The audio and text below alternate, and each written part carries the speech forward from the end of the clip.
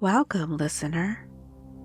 If you ever found yourself looking for someone who's no longer looking back, if your mind still visits places your body left long ago, if you ever felt haunted by connection, this story is for the part of you that's ready to see yourself clearly again.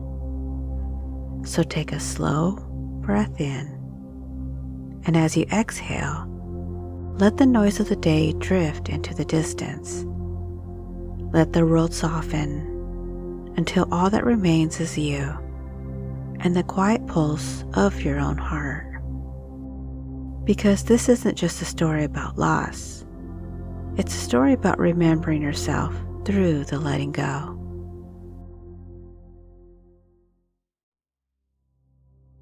She checked his profile every night. Not because she wanted to. Not really. But because not doing it felt like forgetting to breathe. At first, it was harmless. Just a glance. A flicker of curiosity. What is he doing right now? Who is he talking to? Does he still think of me when it rains? But soon it became a ritual. A secret communion between her and the glow of her screen. She would wait until the world went quiet, until the refrigerator hummed its low, steady song, and the streetlights painted soft halos on her walls.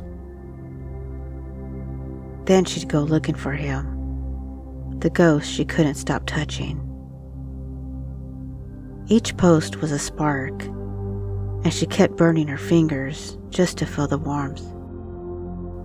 She told herself it was connection, but it was hunger, and hunger is a form of grief. Her life began to blur around the edges. The dishes piled, messages went unanswered. Food cooled untouched on the counter. She wasn't really living in her apartment anymore. She was living in the space between his updates. Every notification felt like oxygen. Every silence a vacuum. Her friends tried to reach her. They sent her links to new shows, invited her to brunches she didn't attend. And still, at night, her fingers found the same path. Unlock, scroll, ache, repeat. The light from her phone became a mirror she couldn't see herself in. And yet, she stared anyways, waiting for a shadow to move inside her mind again. Then one night, his profile went dark. No new stories, no photos, no trace. The stillness felt unbearable. Her heart raced, her stomach twisted. Her hands shook as if they were searching for a signal that wasn't there. And then, something strange happened. She realized she wasn't afraid of losing him. She was afraid of losing the version of herself that still believed he cared. That realization cracked something open. A space she had been afraid to enter. A room full of echoes she had mistaken for love. So she closed her eyes, phone in hand. The silence felt heavy, but beneath it she sensed another kind of silence. One that wasn't empty. One that was waiting. And she knew she was tired. Not just from missing him, but from missing herself. So she placed her phone down, not in defiance, not in anger, but in surrender, a quiet offering to her own exhaustion. The first nights were the hardest. Her thumb twitched in muscle memory, hovering over his name like a prayer bead. Her body had been trained to reach for him like a reflex, like the way a plant reaches toward light, even if the light burns. And yet, she stayed with herself. She began to notice small things again. The hum of the heater, the rhythm of her breath, the way moonlight bent around her coffee cup, leaving soft crescents of silver on the counter. She sat in that glow, uncomfortable, raw, but honest. And in the honesty, she began to find ground again. Days passed, then weeks. Her phone grew quieter, but her world grew louder. The sound of her own footsteps, the melody of her laughter returning, like something she had planted long ago and forgotten. She began to cook again, not out of routine, but out of curiosity. The scent of roasted garlics filled her apartment like a spell of belonging. She started writing, not about him, but about mornings and oceans and the feelings of becoming herself again. Sometimes she cried in mid-sentence, not from pain, but from the simple shock of presence. How strange it was to meet herself after all this time. One evening, as she passed the hallway mirror, she caught her own reflection and froze. There was light in her eyes again, not the desperate kind that searches for someone else to see it, but the quiet kind that shines from self-acceptance. She studied her face. There were small changes, softer edges, slower breathing, a calmness that wasn't there before. And then she looked out the window, her ghost window, the place she used to stare through while waiting for his next post. Outside, the city pulsed with life, cars whispering down the wet streets, a dog barking somewhere in the distance, the soft hush of the wind brushing past. She touched the glass and whispered, "I'm still here." Weeks later, she thought about checking in again, just once, to see. But she didn't. She looked out the window instead. The moon hung pale and full, casting a river of silver across her floor. And for the first time, she didn't feel like something was missing. She felt whole. She realized the ache she had been chasing was never about him. It was about the empty spaces inside her, waiting to be filled by her own love. So she whispered a goodbye, not to him, but to the version of herself who believed she had to keep searching. She exhaled softly, and with that breath, something invisible loosened. A tether snapped, a ghost dissolved, and in its place, she felt the subtle warmth of herself returning home. Now, when she wakes, she no longer reaches for her phone. She reaches for sunlight. She opens her window and lets the morning air touch her skin. She's still healing, but it's a healing that moves towards life, not back towards memory. Sometimes she thinks of him, but he feels distant now, like a story she once read and outgrew. And as she looks out the same window that once framed her longing, she realizes it's not a ghost window anymore. It's a mirror, reflecting not what she lost, but what she found, herself.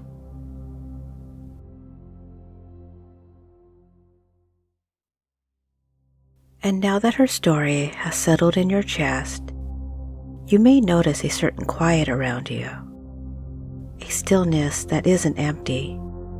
It's full of space, full of the sound between thoughts, full of you. Go ahead and take a slow breath in, and as you exhale, let your shoulders soften. Let your jaw unclench. Let your mind begin to melt towards stillness. Because what happens next isn't about forgetting. It's about remembering yourself in the absence of everything you used to chase. Imagine you're standing before the same window from the story, the ghost window. But this time, it isn't about him. It's about you.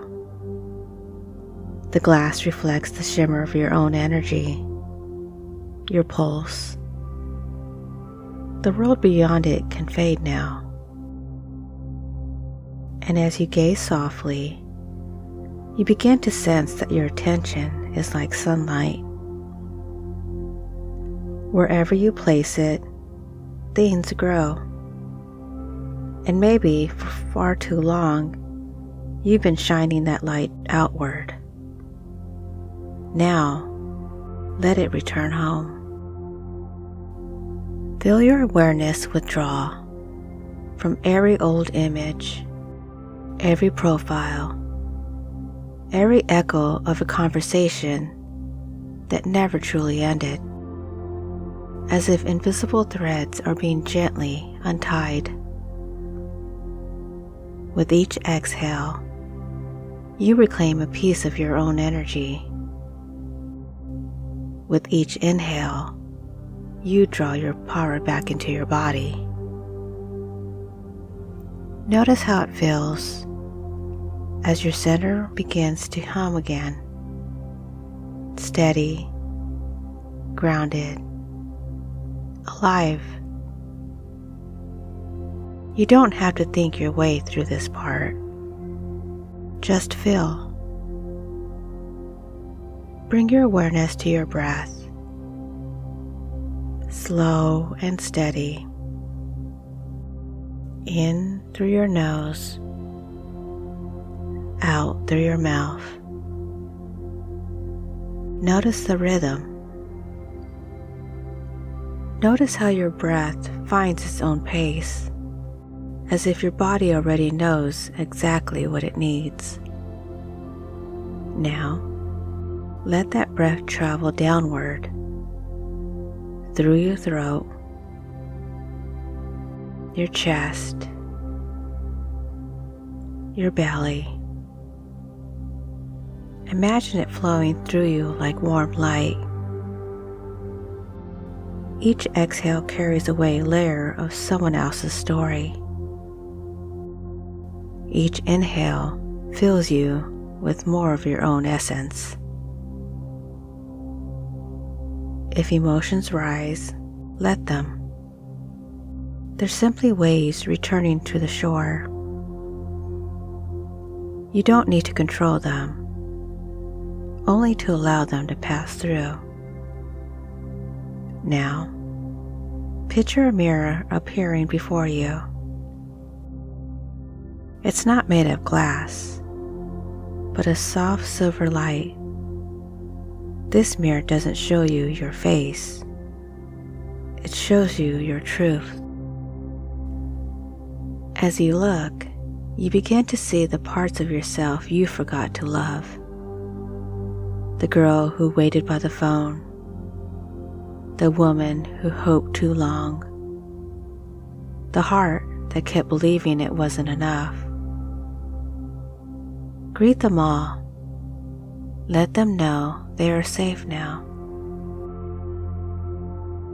Whisper inwardly, I see you. I understand why you held on. And I love you for surviving. Watch as those reflections soften, merging into one radiant presence, you, whole and unbroken. Now, let a single word rise from within you.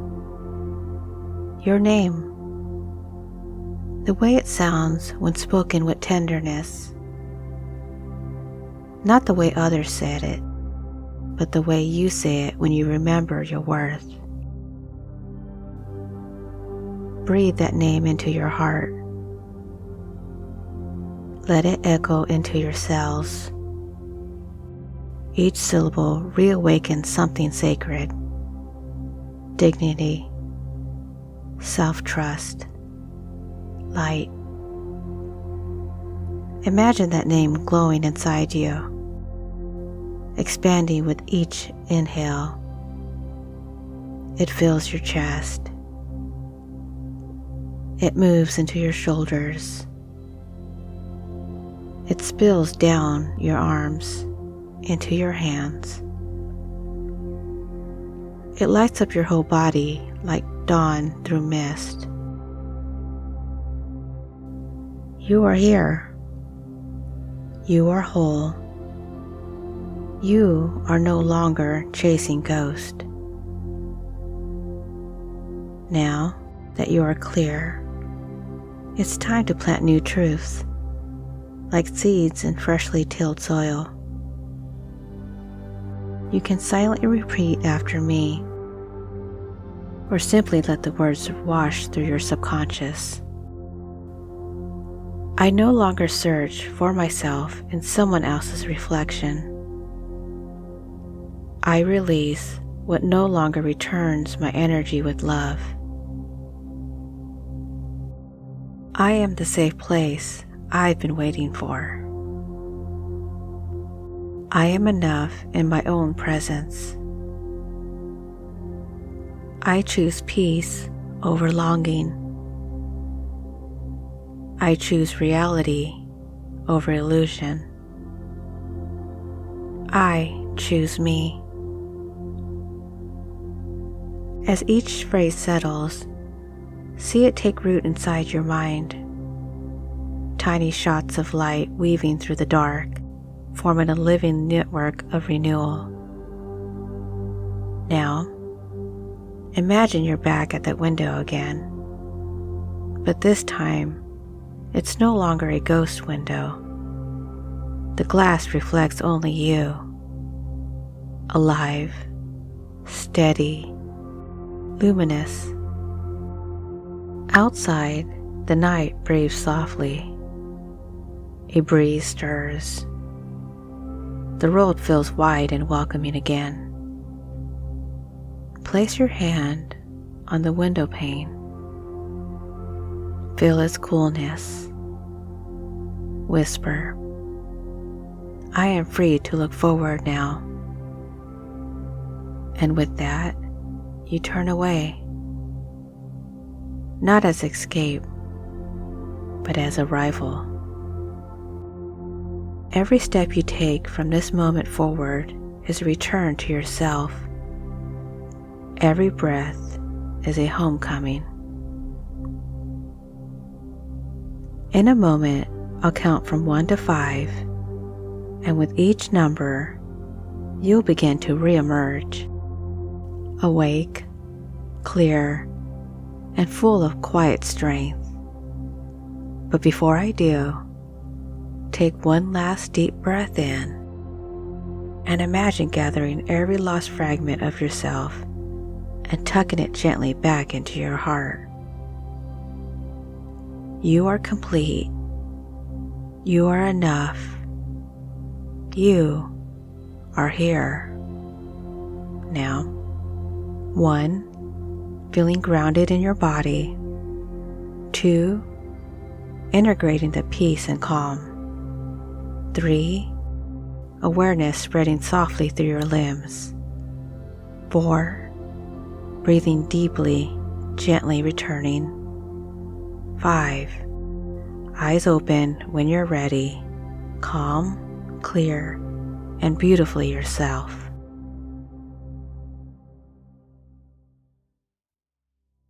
So here are the key meanings of the story. Number 1, the ghost window as a symbol of emotional projection. The ghost window isn't just a screen she stares into. It represents the portal of projection we all create when we feed our attention into what's gone wrong. Every scroll becomes a ritual of longing, every glance a reinforcement of attachment. In trauma psychology, this mirrors intermittent reinforcement, a loop where hope and absence alternate, keeping the nervous system hooked. The window becomes a haunted mirror. She thinks she's looking at him, but she's really watching the empty parts of herself asking to be seen. Meaning, the ghost isn't the other person, it's the echo of her own unmet need. Number 2, addiction to emotional presence. Her nightly ritual captures the essence of emotional addiction, where love's absence becomes the very thing that keeps us alive. Each post is a chemical hit: dopamine, cortisol, longing. She confuses the search for connection with connection itself. Meaning, the mind will choose the familiar pain of attention over the quiet uncertainty of self-connection until the awareness interrupts the loop. Number 3, the turning point, losing the version of herself. When his profile goes dark, she faces the true source of her panic, not losing him, but losing the identity tethered to being seen by him. This realization opens a doorway into the ego's death and reinformation. She begins to grieve the illusion, the self she became while waiting for his validation. Meaning, healing begins not when you stop missing them, but when you stop missing the version of yourself that needed them. Number 4, withdrawal as spiritual detox.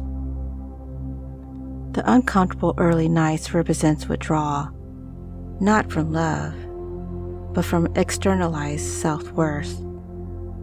Her shaking hands, her racing thoughts, mirror the mind detoxing from borrowed identity. This is the liminal phase in hypnotic psychology, where disorientation is a sign that new neural pathways are forming. Meaning, the quiet that feels unbearable at first is the same quiet where rebirth begins.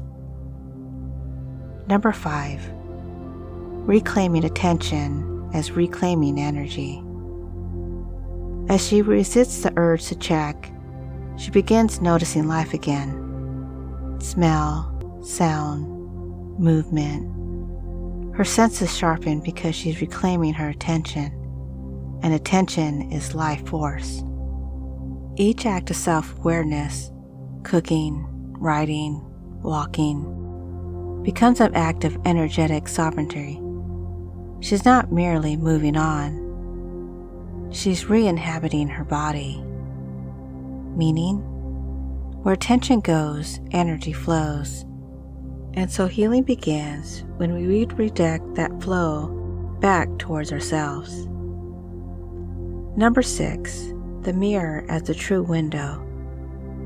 When she catches a reflection and finally sees the light in her own eyes, the ghost window transforms from a screen of obsession to a mirror of awakening. In hypnotic symbolism, mirrors represents integration. What once reflects loss now reflects presence. The illusion of lack dissolves into recognition of wholeness.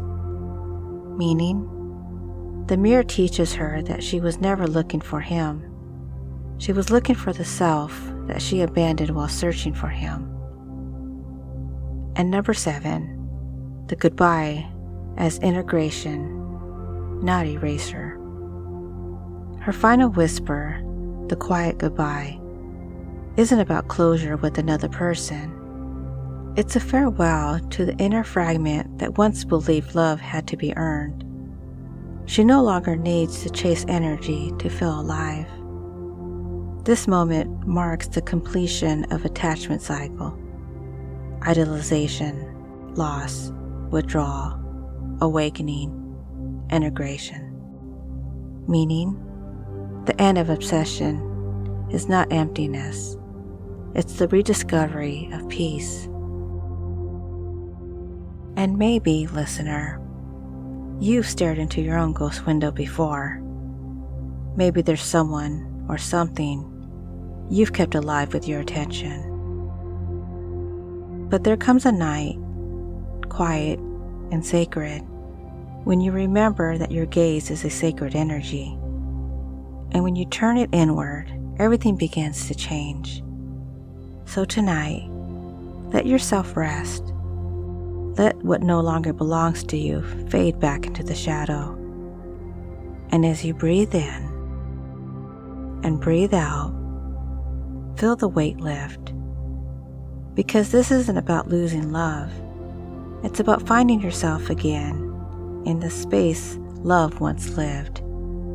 And here, you don't just listen to stories.